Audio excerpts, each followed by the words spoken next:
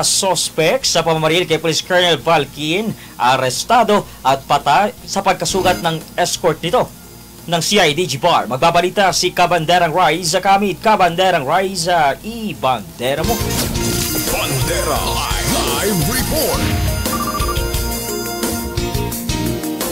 Arestado ng Criminal Investigation and Detection Group o CIDG Cotabato City Field Unit ang isa sa mga itinuturong sospek sa pamamaril patay kay retired Police Colonel Rolen Balkin sa paghahain ng warrant of arrest alas 6 ng gabi kahapon sa Purok Lugay-Lugay, Barangay Bagwa 1, Cotabato City.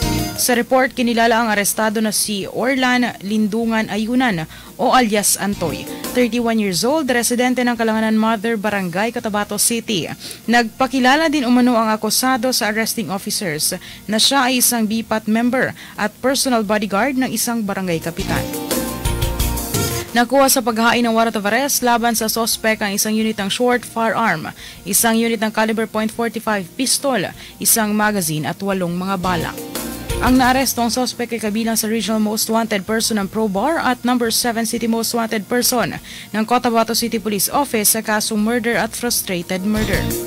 Si Orlan Ayunan ay isa sa mga itinuturong sospek sa pamamaril patay kay Police Colonel Rolen Balkin at pagkakasugat ng isang police escort ni Balkin noong March 19, 2022. Nakakulong na ngayon sa custodial facility ng CIDG Cotabato Field Unit ang akusado para sa tamang disposisyon. Bandera Live Report. First, yung warrant of arrest will be returned to the issuing court. Then, second, si CIDG RFUR ay nagpiprepare ng criminal complaint against Orlan Ayunan for violation of Republic Act 10591. As we all know, in the course of the implementation of the warrant of arrest, may nakuha tayo na isang caliber .45, isang magazine at several rounds of ammunition. And as a part of PNP procedures, yung firearms na nasisa kanya ay ipapadala sa forensic unit for ballistic and cross-matching examination. Yung cross-matching examination, sir, ang purpose yan is to determine whether itong nasis na firearms ay nagamit sa other shooting incidents. Sir, hindi kami nag-conduct ng interview or interrogation kasi pinagbabawal yan ng saligang batas as a general rule. However, habang dinadala siya dito sa opisina at nung nandito na siya sa office, ito si Orlan Ayunan voluntarily confided to the police officers na ang sabi niya wala siyang kinalaman sa nangyaring pagpatay kay Police Colonel Balkin. Yes, tama ka dyan, sir. Yung role namin dito is only to implement the warrant of arrest na inisyo ni RTC. Yung mga allegations niya, kung ano yung mga magiging depensa niya, wala na kaming, hindi na namin itatakel yun kasi sa korte na tinatakel yun. According to him, sabi niya sa amin, he is a BPAT member and a personal bodyguard ng isang barangay captain na at the same time, cousin niya.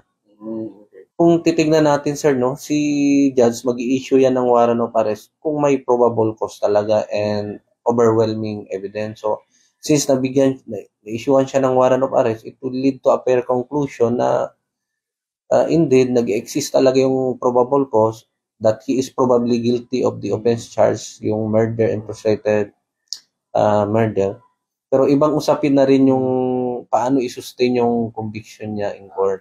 Sa part ng PNP, from the time na na-file na yung kaso sa prosecutor's office, it is considered as case solved. Pero taking into consideration yung 5 pillars of criminal justice system, hindi pa natin totally ma-consider na case solved kasi hindi pa terminated yung cases niya sa court. As of now, hindi ko masagot yan, sir, kasi ang nag-conduct ng investigation is si SITG.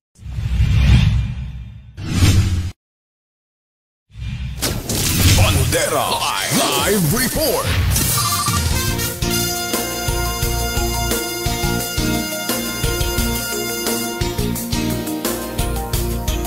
Mula dito sa Bandera News TV, Cotabato, Raiza Kamid, Basta Balita, ibandera mo.